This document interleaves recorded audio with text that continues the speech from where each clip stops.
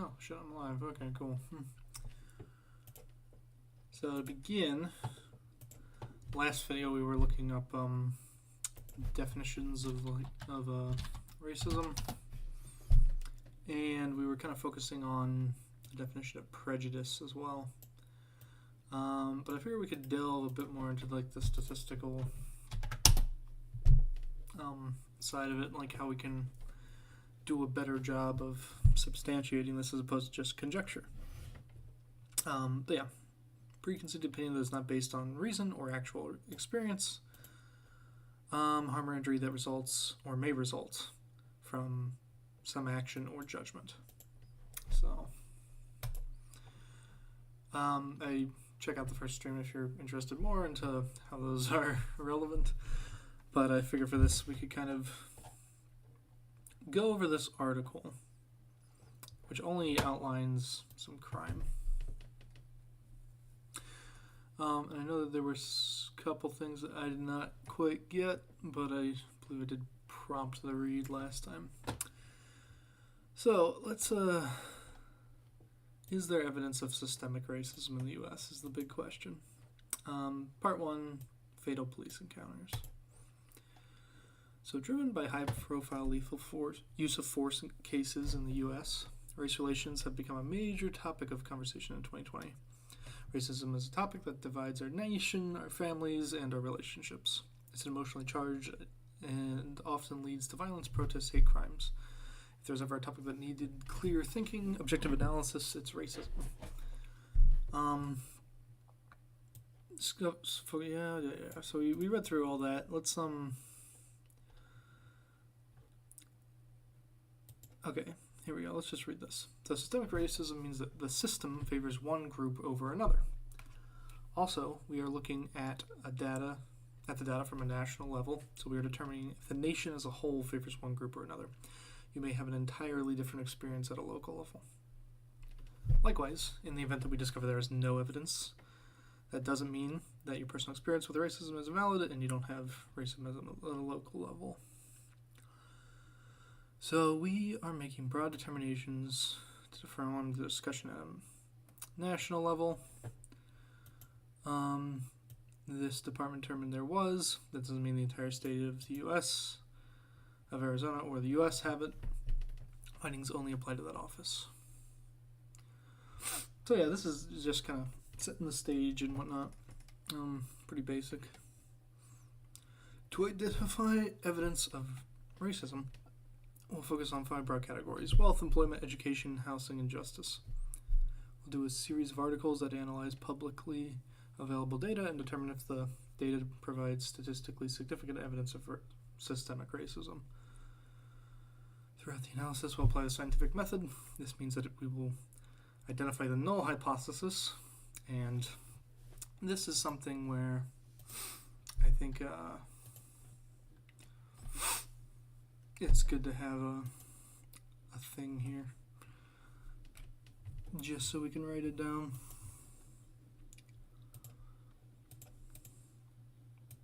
Move this up here. So in order to start, it means that we have to identify the null hypothesis.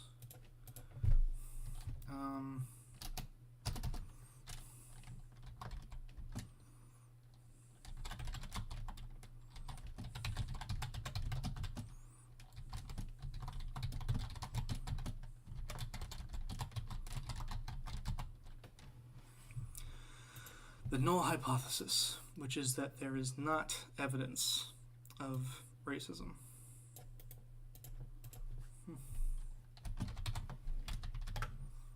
So very neutral. An attempt to prove the null hypothesis, which is, to be clear,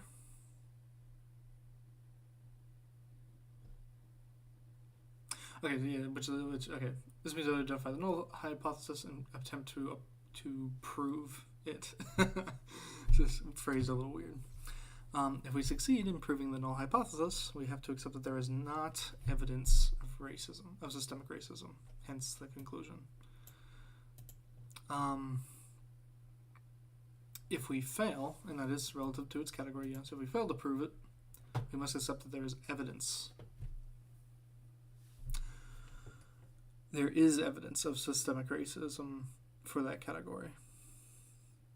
When we're finished, we'll look at all the data together and make a determination based on the complete picture. So basically, if we can't prove the null, there must be evidence of it, basically. So, fatal police encounters. The protests, violence over fatal police encounters have risen to historic levels. We'll examine first systemic racism and fatal police encounters by looking at a variety of indicators. For this study, we'll focus on blacks. Before I keep going here, and I remember I did read about some of this in college. It's been a hot minute. So I think what would be helpful is if we succeed in proving the null hypothesis, we have to accept that there is not evidence.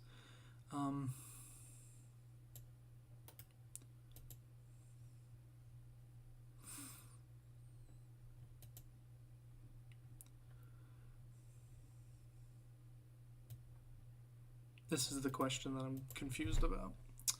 And I'll do this for the sake of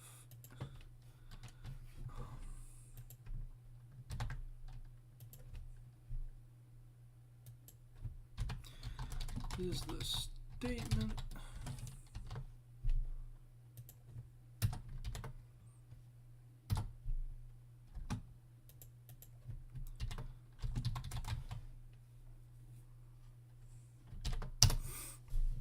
and then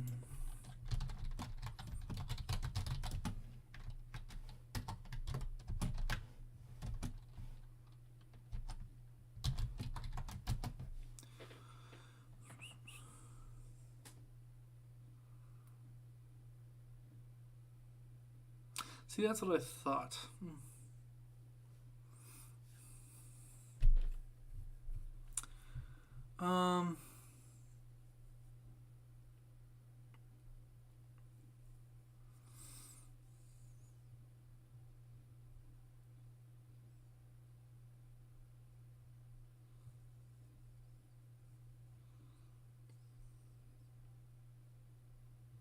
See, that is something that I have a problem with, and is already making me question this article. Yeah.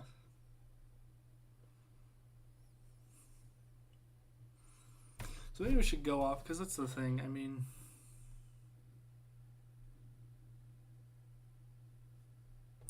because that statement is dodgy.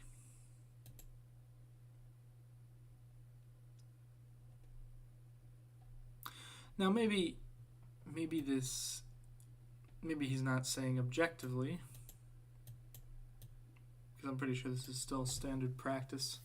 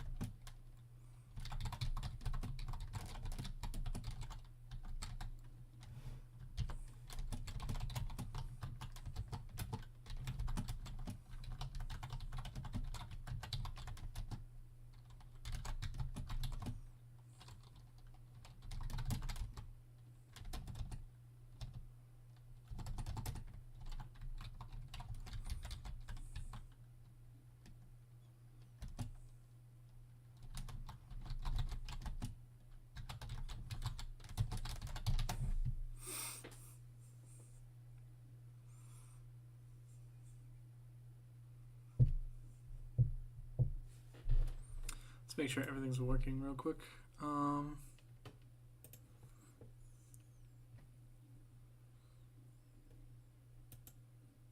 Real quick.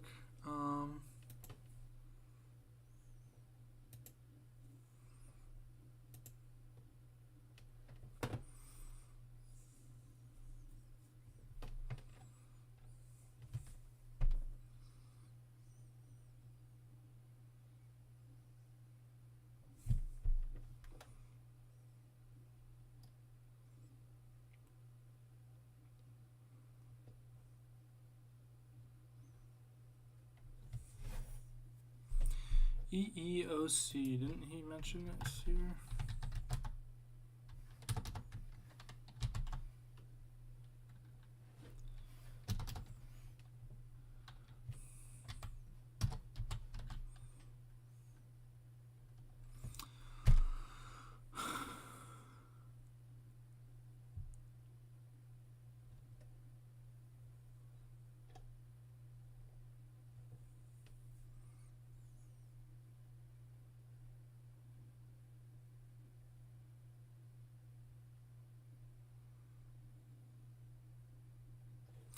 So maybe I should just do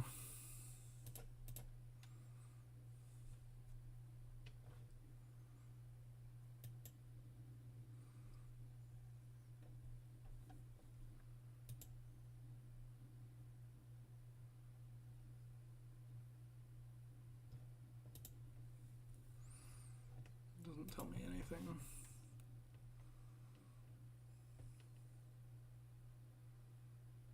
Oh shit, it's the same guy. Cool. It's the exact same guy.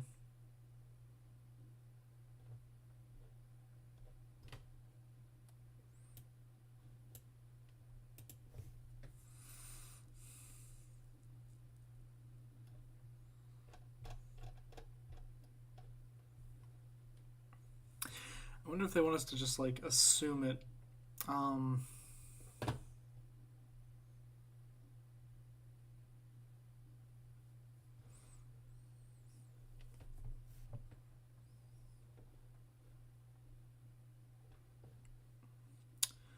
So, see, I'll bet this is the exact, yep, it's the same thing.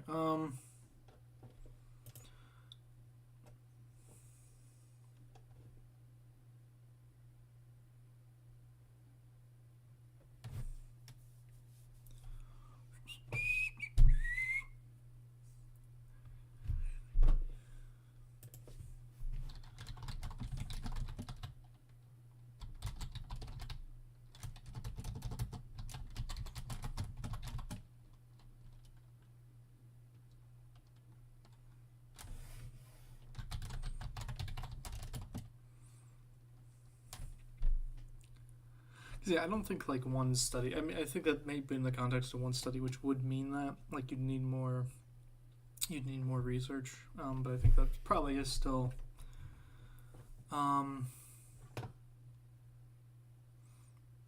Because you're making a cumulative case, you're not making like a single case. So I think it's probably fine if we keep reading. I'm just being paranoid. Also requires direct evidence.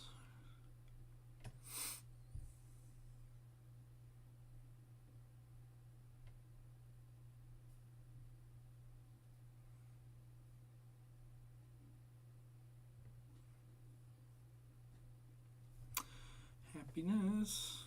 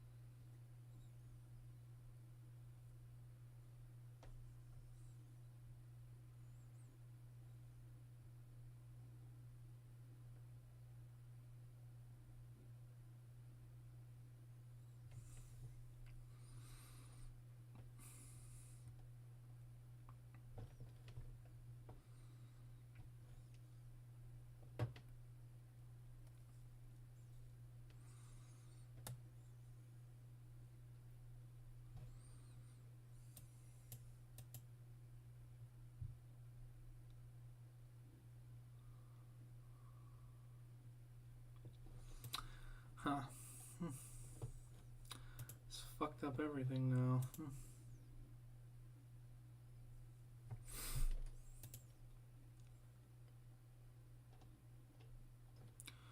It's medium still.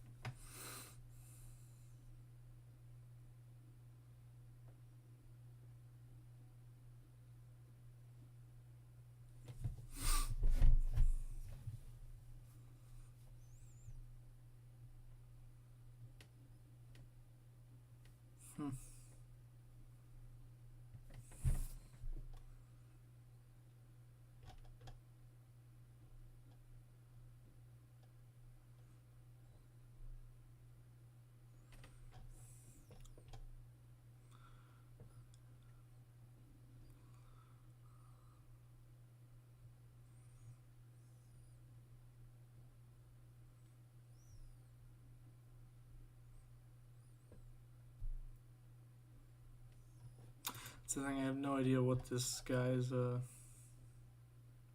he's a security specialist, data scientist. Good to know.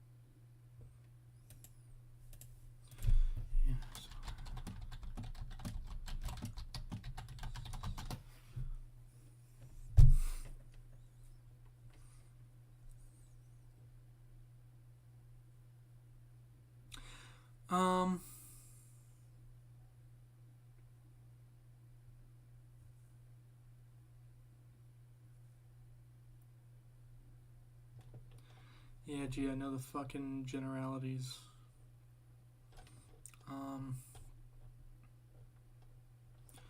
Stop responding. What I want to do is, I think this is fine, because I think that it might not objectively mean anything, but you are giving more evidence towards a notion.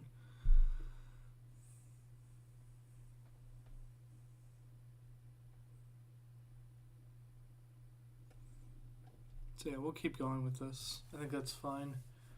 But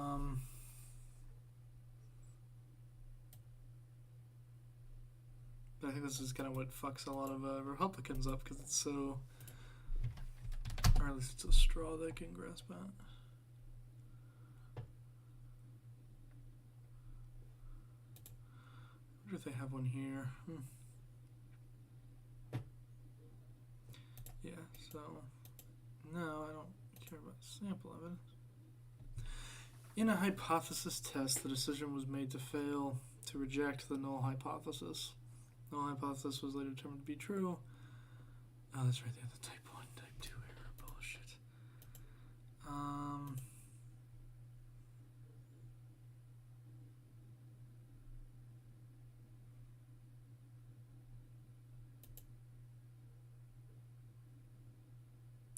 Oh, okay, rejection of the...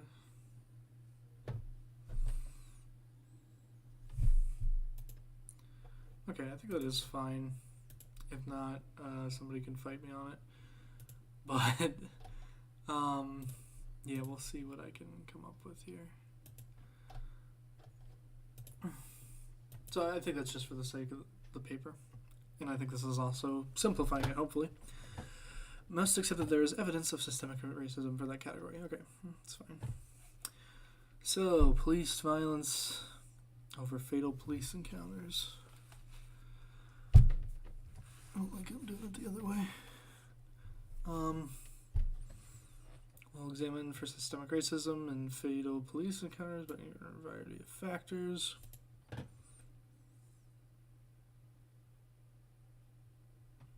Yeah, if we fail to prove the null, then we accept that there is a difference between how blacks and whites.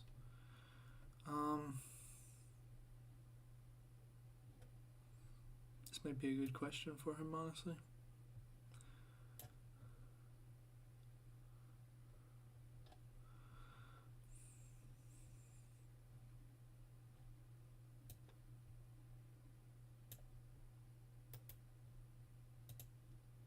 Okay, so this is just for now, but okay, well, I'm gonna let it go. I'll let it go. Send selected or copied text. Just ignore it, that's fine. Alright. So when people think about, this is about gathering data. When people think about looking at data, and actually I'm just gonna copy.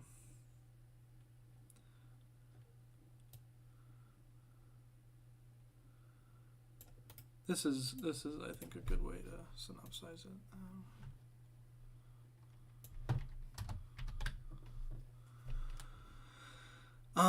So we're always just starting with there is not evidence of the true hypothesis.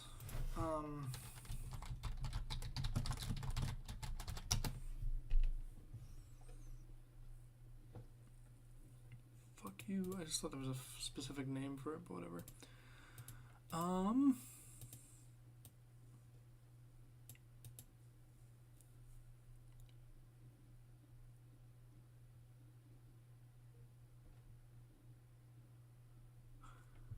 Oh, so that is true, yeah.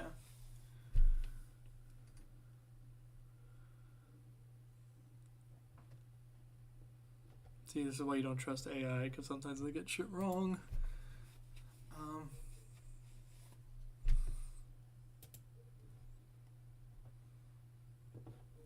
So that helps. Cool. Anyway, wasted a lot of time there, but AI will lie to you, so. Alright. So, we're at the gathering data part. So when people think about looking at the data, a vision usually pops in their head of a huge database where everything is stored neatly for the taking. That database doesn't exist. The US is a decentralized government. Consequently, data on crime is also decentralized. Every police department and agency has their own standard for how they report data on arrests, incidents, and convictions. FBI and Bureau of Justice Statistics attempt to gather this data in a central location, but it is spread out among hundreds of tables with helpful, meaningful names like 2018 Table 42. Unfortunately, the University of Michigan has aggregated much of the data. Some data simply isn't collected. There's a government database or table on fatal police encounters. We rely on organizations like Mapping Police Violence, Fatal Encounters, and Washington Post to scour official records and talk about bias. Every incident is documented with links and supporting evidence. Yeah, basically it's sufficient documentation, even though he is using some of the Washington Post. We'll be using both Mapping Police and Fatal Police Scouters data for analysis. We aren't paying attention to their findings. We're doing our own work. We just need the data. As much as possible, we'll be viewing data at rates per million population. This allows us to compare findings proportionately. Fatal encounters by police department. The Mapping Police Violence database provides breakdown of fatal encounters by almost 100 major police departments around the country. Dataset covers 2013 through 2019 and includes supplementary data about violent crime and murder rates. We can extract the data and average fatal encounters by race for each police department. Keep in mind that we are looking for rates per million because of the way ratios work. Police departments with low black populations will usually show higher rates. Will show unusually high rates.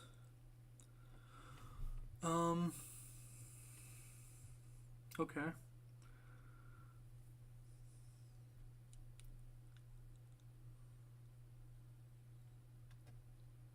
Apartments like Anchorage, Reno, and Scottsdale will look particularly bad because they have such low black populations.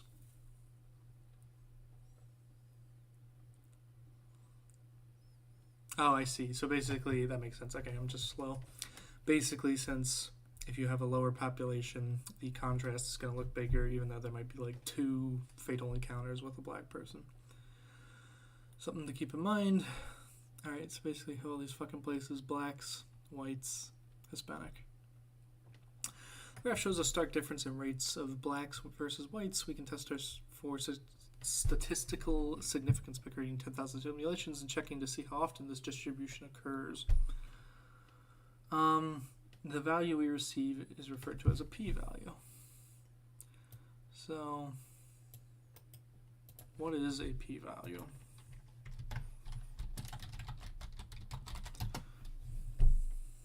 The probability that a particular statistical measure, such as the mean or standard deviation of an assumed probability distribution, will be greater than or equal to, or less than or equal to in some instances of observed results. Nice. How incompatible? Okay. The probability that a particular statistical measure, such as the mean or standard deviation of an assumed probability distribution, will be greater than or equal to or less than or equal to in some instances. Okay, so basically, yeah, it's a probability of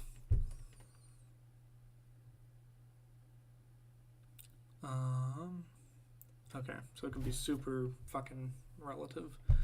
How do we determine the p-value?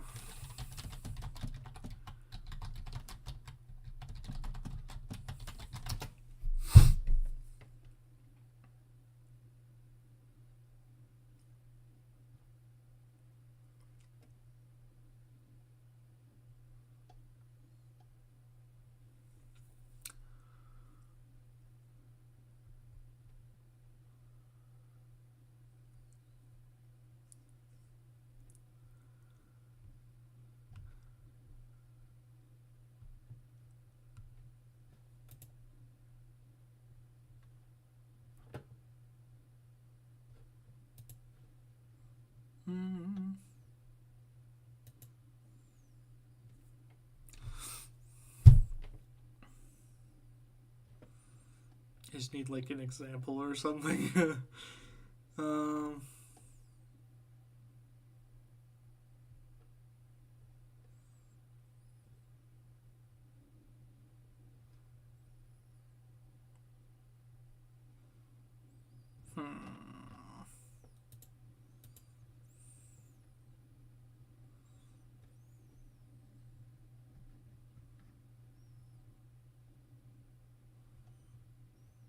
So basically, if you see how often, okay, I think it tells me right here. So basically, if you see how often the distribution occurs, then that's the p-value.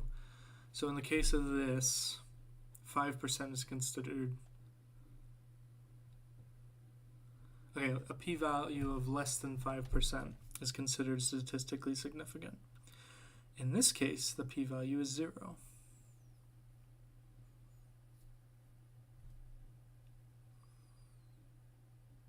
So the ratio of black deaths to white deaths never occurs in our sample.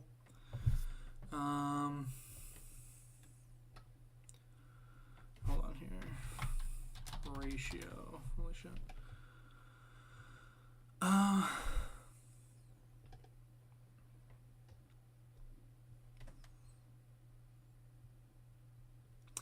Average the fatal encounters by race for each police department. Keep in mind that we are looking at rates per million because the way ratios work, police departments with very low black population. Yep.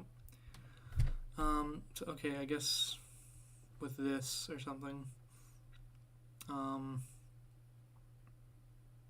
Value we receive is referred to as the p-value. The p-value of less than 5% is considered statistically significant. In this case, the p-value is 0.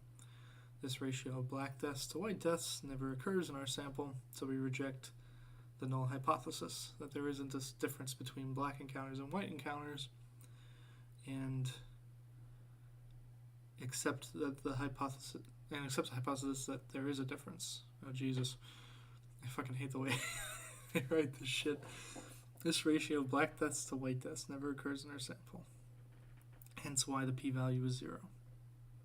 So we reject the null hypothesis that there isn't a difference between black encounters and white encounters.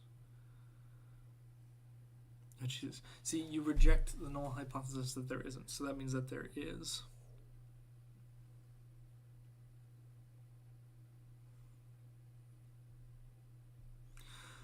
Okay, Jesus Christ. So if the p-value, hold on, let me just fucking...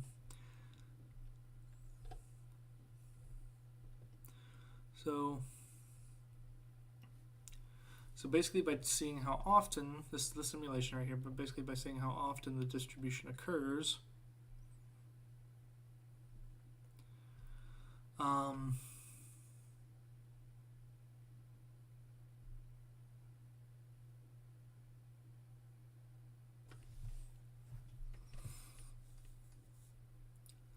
probability is 0%. Okay, and this is of the notion that, Jesus Christ, the 0% is indicative of the notion that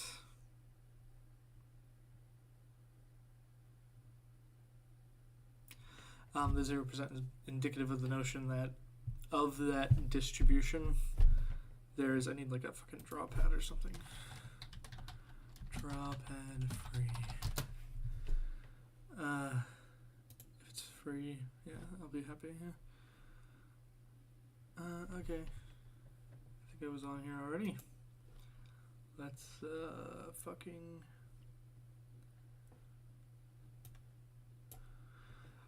cool.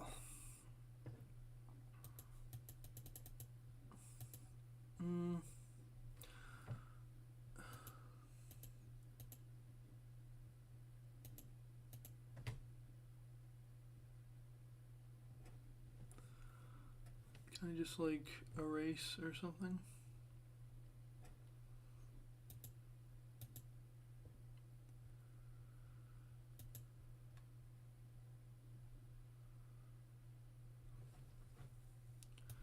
I just want a you better. Right. Yeah, thank you. Okay. So basically, well, we have this stupid little fucking bell curve, right? Okay. So basically, if the p-value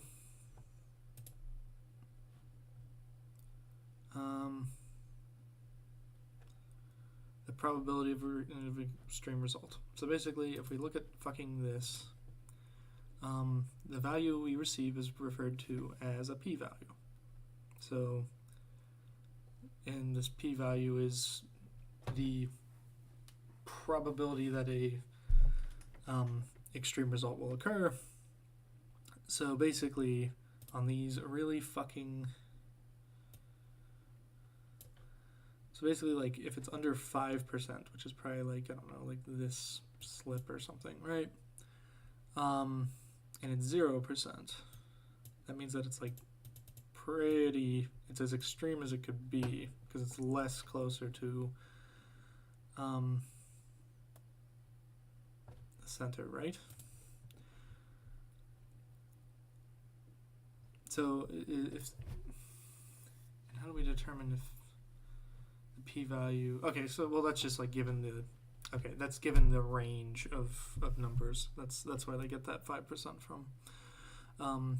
In this case, the p-value is 0. The ratio of black deaths to white deaths never occurs in our sample. So we reject the idea that there isn't a difference between black encounters and white encounters, except that there is a difference. For this dataset, black victims are fatal encounters at a higher rate than white. Okay, that makes sense. Holy shit. Okay, cool. So we can use the Fatal Encounters database to compare outcomes going back to 2000. Looking at the data by year takes out the skew from our low populations in exchange for fewer samples.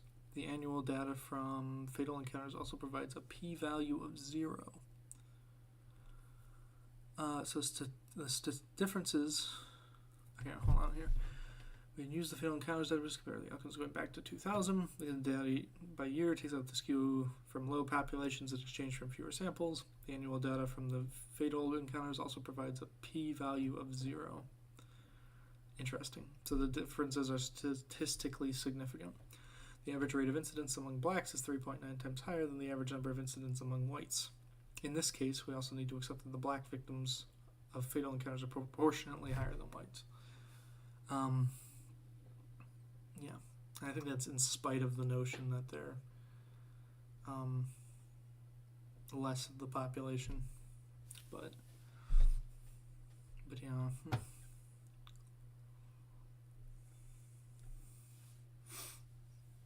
First instinct is to ask if blacks commit proportionately more crimes than whites. However, this is not a valid comparison. We are testing for disparities in police encounters, so we can't use police encounters as a testing criteria. It's circular logic. If disparities exist, those disparities would distort the analysis.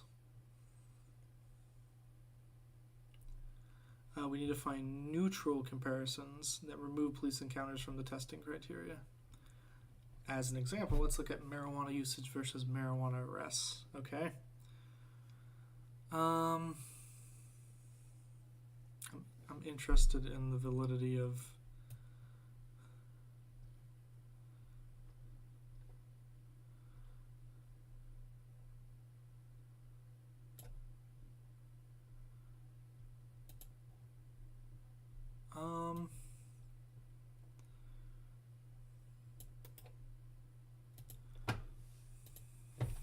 if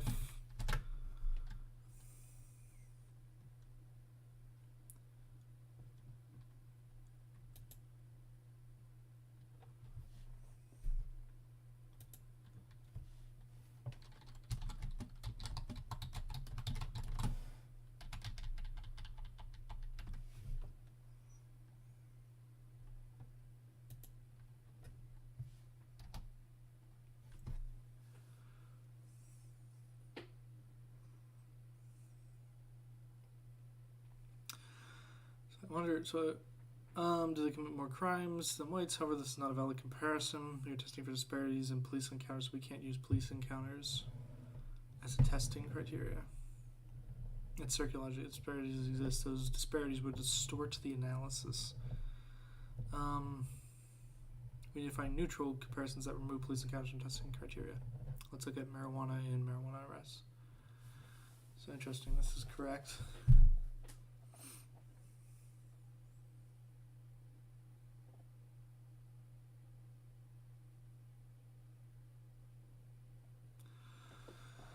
Holy shit.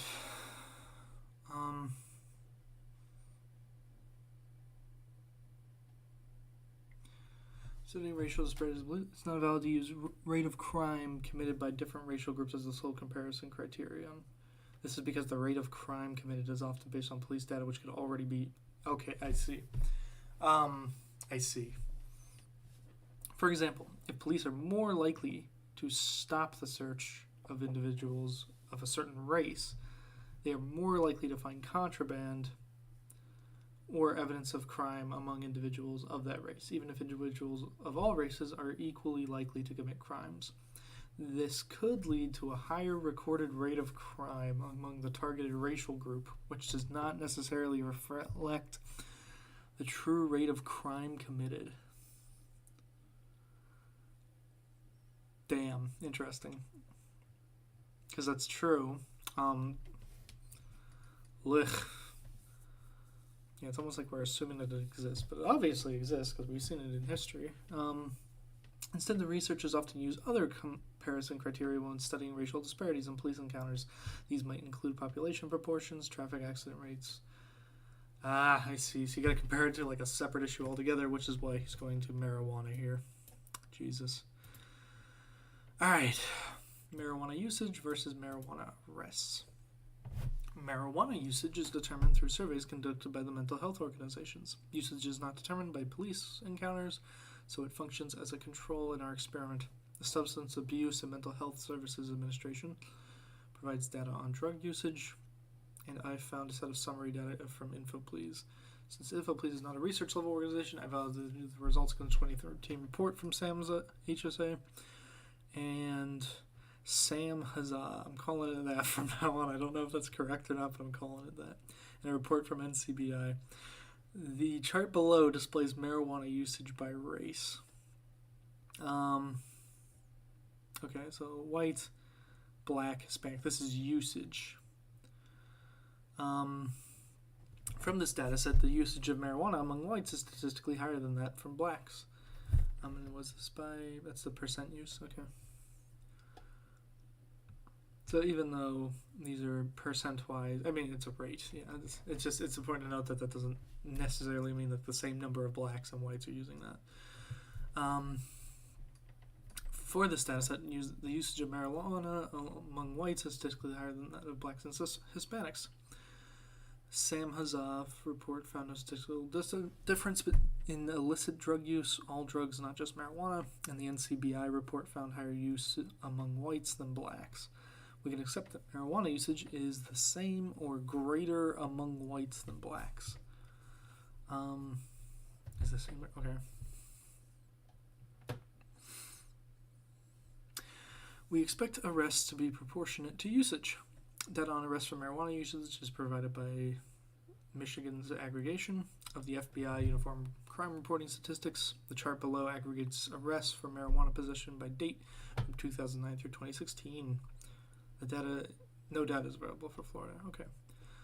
So let's see here. So blacks, rate per million, all these different places seems to be higher than whites. And this is arrests. So on average, arrests for marijuana possession of blacks is almost 4 times higher than arrests for whites, even though the whites use marijuana at the same time or higher rate than blacks. The arrest rate is not indicative of the actual usage rate. Read that again. On average, arrest for marijuana possession is 4 times higher for blacks than whites, even though the whites use marijuana at the same or higher rate than blacks. The arrest rate is not indicative of the actual usage rate. This is why we can't use encounters as a criteria in our testing. The encounters can be distorted by the conditions that we're testing for. We need to look for criteria that will neutralize the effect of police encounters on the outcome.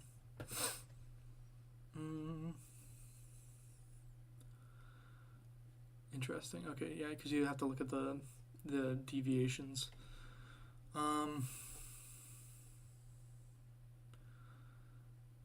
Actual usage rate, that's true. Violent crime. What criteria can be used to examine the relationship between crime and fatal police encounters? One consideration is that the rate of violent crime, which is conveniently available to us, the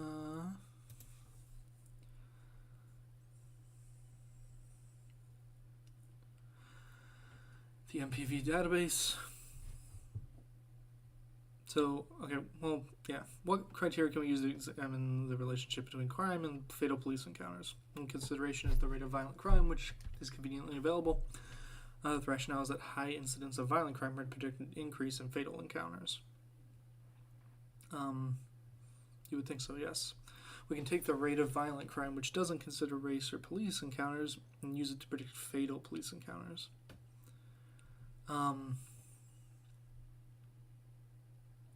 There's a statistical model called linear regression. See, that's like making the control group random so that you can neutralize things like bias and other details, I guess, or other potential inferences. So yeah, it's a better metric for predicting fatal police encounters. A statistical model called linear regression analysis allows us to look at the relationship between violent crime and fatal police encounters. The model will tell us if the relationship is statistically significant and how much violent crime explains fatal police encounters. To clarify, we aren't saying that violent crime was or wasn't occurring during the incident. We're examining whether the overall environment of crime results in more frequent fatal police encounters. This has nothing to do with the justification of the events themselves. In the chart below, a relationship exists if the dots trend in the same direction as the line. The closer the dots are to the line, the better the relationship. Naturally. In our example, there's a statistically significant relationship between violent crime and fatal encounters, but it is weak. The model provides a value that tells us what percentage of deaths are explained by the violent crime rate. In this case, the violent crime rate explains only 5% of the outcome. Let's read that again. In the chart below, a relationship exists if the dots are closer to the line. Oh, exists if the dots trend in the same direction as the line. I guess they do, technically, right? Oh, probably not so much because, there's that. But anyway, closer the dots are to the line, the better the relationship. Okay, so these ones for the most part are closer. So that's the rate, and these are all deaths per million.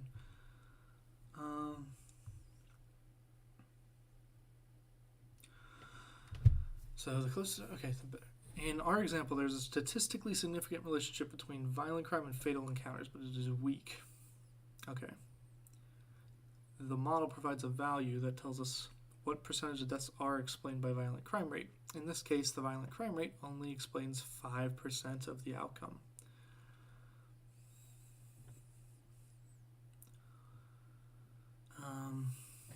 Okay.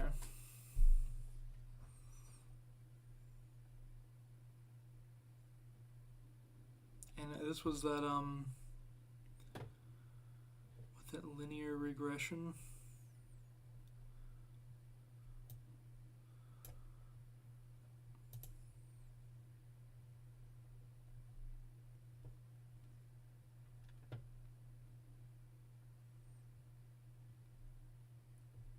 Gotcha, okay. What if we looked at the relationship between the violent crime rate and fatal encounters among blacks? Are higher levels of violent crime related to more fatal encounters among police in the black population? Running the analysis and looking at the chart below shows no relationship between the level of violent crime and the number of deaths among blacks. So this is taking it from all people just to blacks. Higher levels of violent crime related to more fatal encounters among police and black population. Running the analysis and looking at the chart below shows no relationship between the level of violent crime and the number of deaths among blacks. The relationship is not statistically significant, so we can't say that higher levels of violent crime result in more deaths among blacks. Comparing the overall murder rate produces similar results. There's a weak 1% relationship between the murder rate and all fatal police encounters, but a relationship between the murder rate and fatal police encounters among blacks. Interesting. So for this data set, we have to accept the null hypothesis that there is no relationship between the deaths of blacks and police encounters and the overall murder rate or overall violent crime rate. What if the victim is armed? Should it matter if the victim is armed? Ideally, the threat to a police officer by an unarmed assailant is the same whether the assailant is black or white.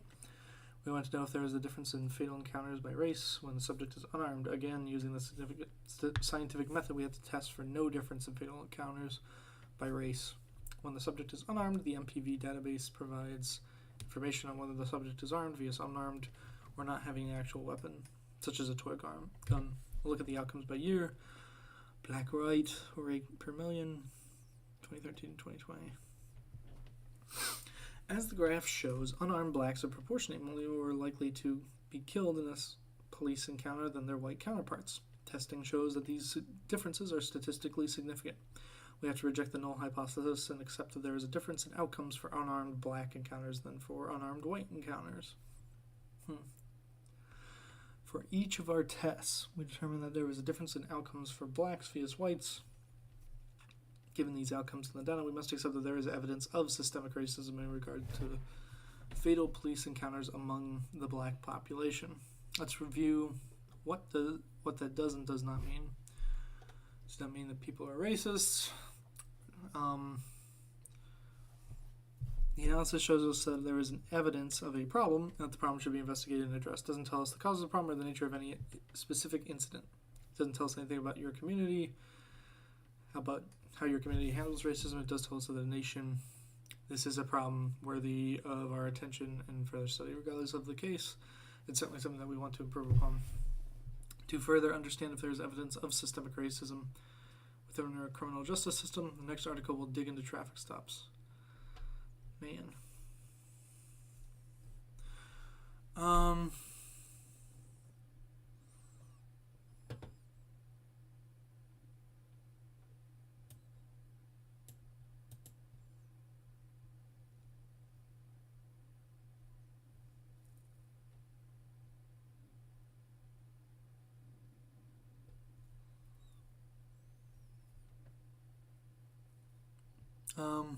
Does he respond?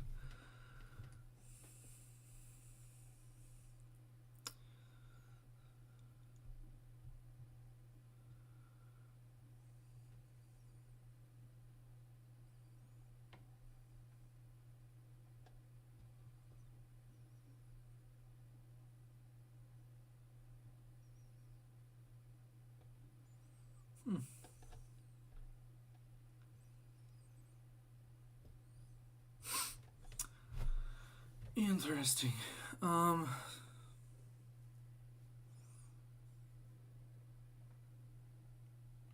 Is there a link for the traffic stops? Man.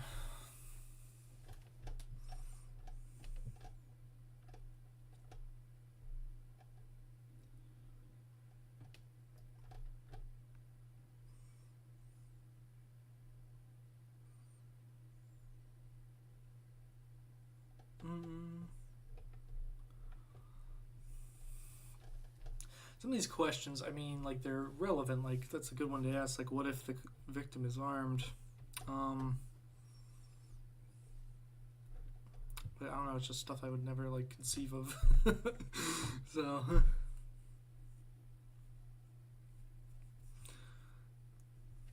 yeah. I don't know. I wish there was a link here to the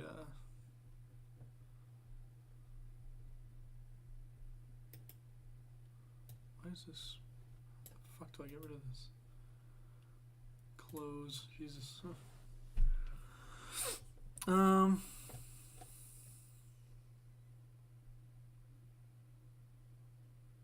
regardless of the cause, it's certainly something that we want to improve upon. So see, we're not making like the big jump that, oh, it exists. We're making the slow step. How does he phrase it here?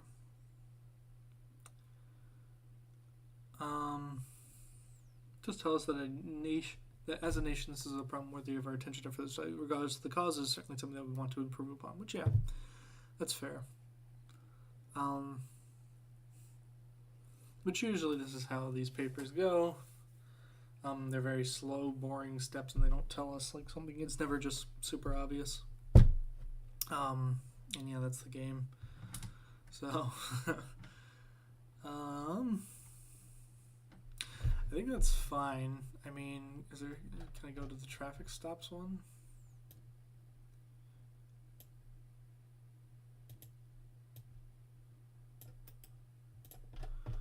Does this guy, can I search?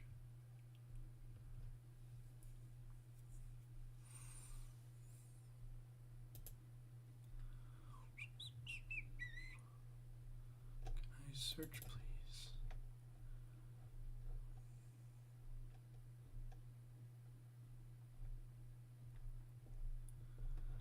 I wonder if I could do it on the medium, maybe? Yeah, sorry a bunch of that. I have to reread things a bunch of times because my brain goes all over the fucking place. Let's do...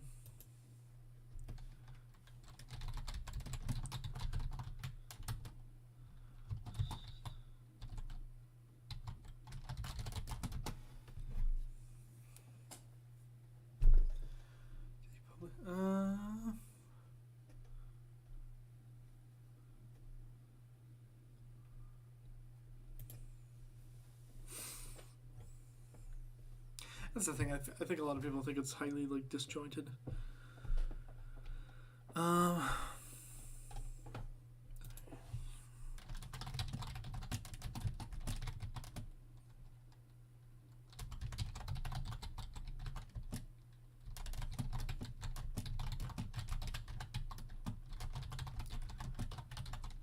There's gonna be some Christian ones or something.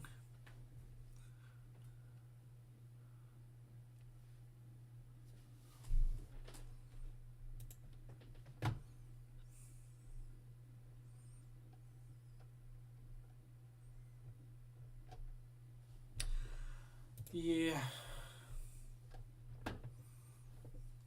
Well, anyway, that was informative. I mean, it would probably be good to read that again if I'm being completely candid. I don't know if I will, but I mean, it was certainly good to think about. See, there's a lot there. But yeah, I think just to recap and just take this back to the simple idea of it, racism in short is prejudice, discrimination, or antagonism by an individual, community, or institution against a person or people based on their membership in a particular racial or ethnic group. If we look at the word prejudice here, which is important, it is the preconceived opinion that is not based on reason or actual experience, or it is harm or injury that results or may result from some action or judgment. So yeah, this is a good article. I mean, it was fucking very interesting. He did dumb it down, which was nice. Yeah, it's just something to think about. I mean, you can't just like, one paper is not going to solve it all. You have to look at like an aggregate of studies and research and what it leans towards.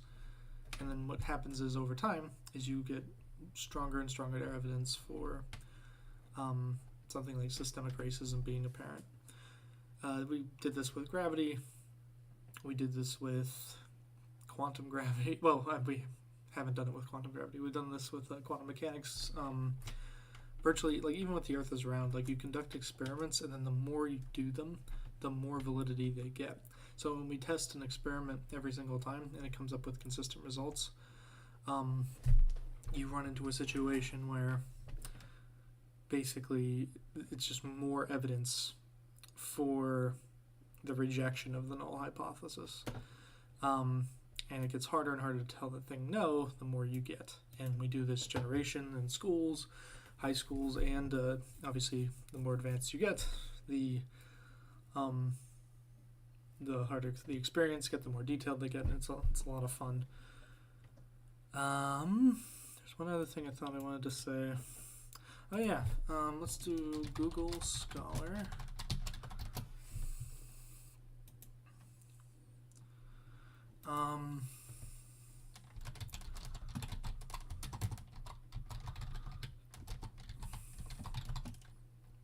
Hold on.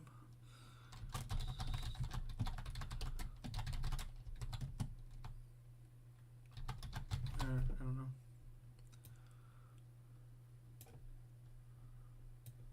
Just do this.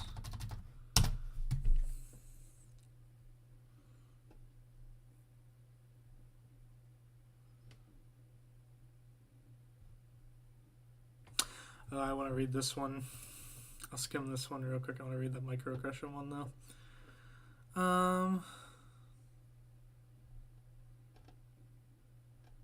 Where's the fucking abstract? I just want to glance at it real quick. Oh, you're not gonna do it for me, you fuck. Okay. How about this one? ABC News.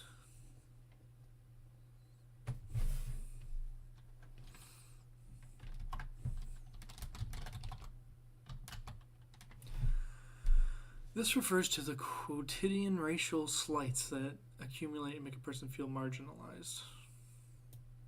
What the fuck does quotidian mean?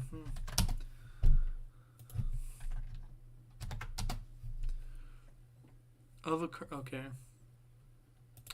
Regular.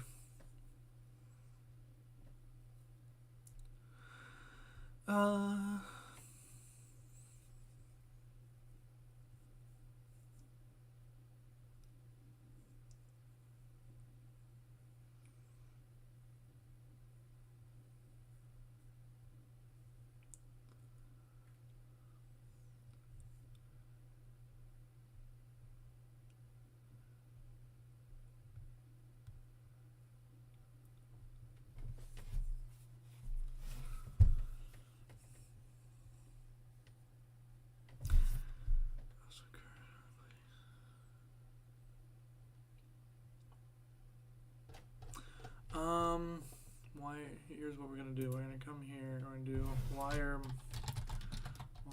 micro. I mean, I can figure this out, but for all the fucks who, because I know conservatives think it's bullshit. Yeah.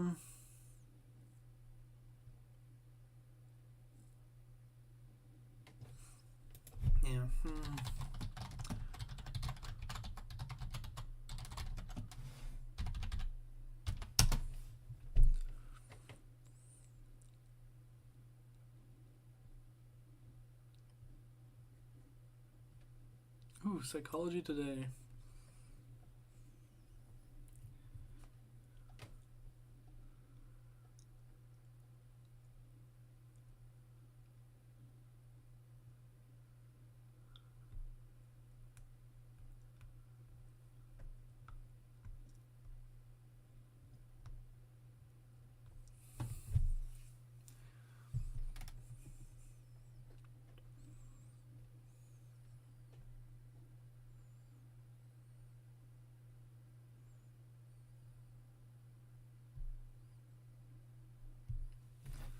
For conscious or unconscious?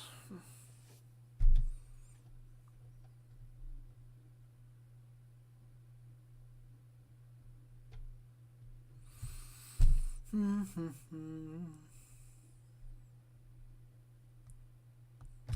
lot of people are kind of just like, this is like bullshit, kind of pussy ass shit. I just don't know much about them, I guess. I don't feel like reading a whole fucking article. Why they're harmful, thank you. Just, are they really harmful? Building microaggressions don't matter that much in the grand scheme of things. Motherfucker.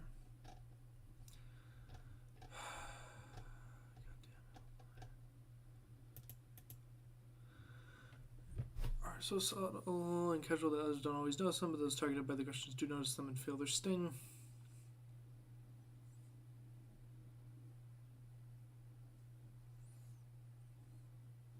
So I'd say a microaggression is when like a girl would hop into like a gaming lobby or something, and basically like every time she would, like, you know, a boy would just make a joke about her being a girl. Like that could be like a microaggression that gets like really fucking irritating after a while.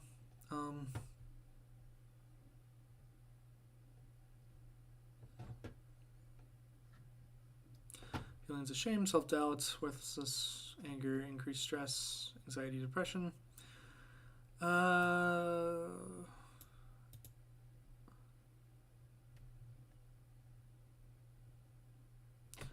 They're just jokes. I meant it as a compliment. Bother someone else.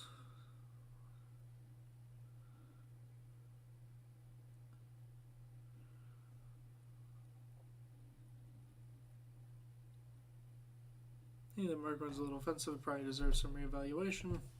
Certainly the context does come into play. You probably wouldn't want to say, well, you speak English so clearly, so you're to your new Iranian coworker. Yeah, what the fuck?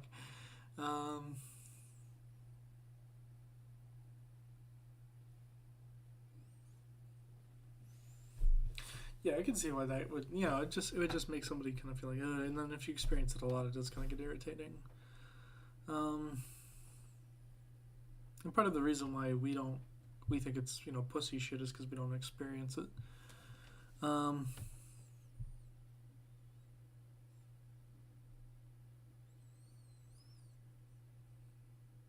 Yeah, people don't want to be called racist.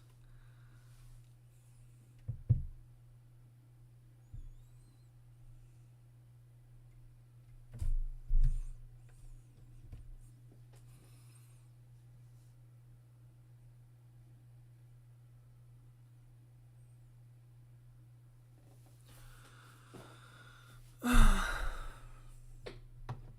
wonder if we have data.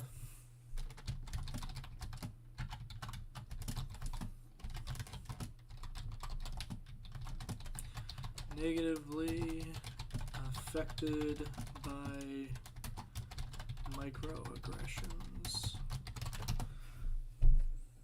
Yes, damn. Okay, I mean, this is according to Bing. But what about...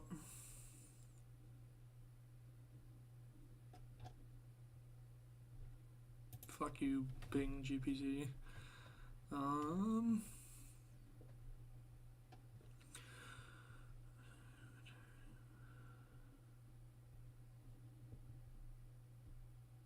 Just 3% of black professionals report feeling ready to return to in-person work as compared to 21% of their white peers.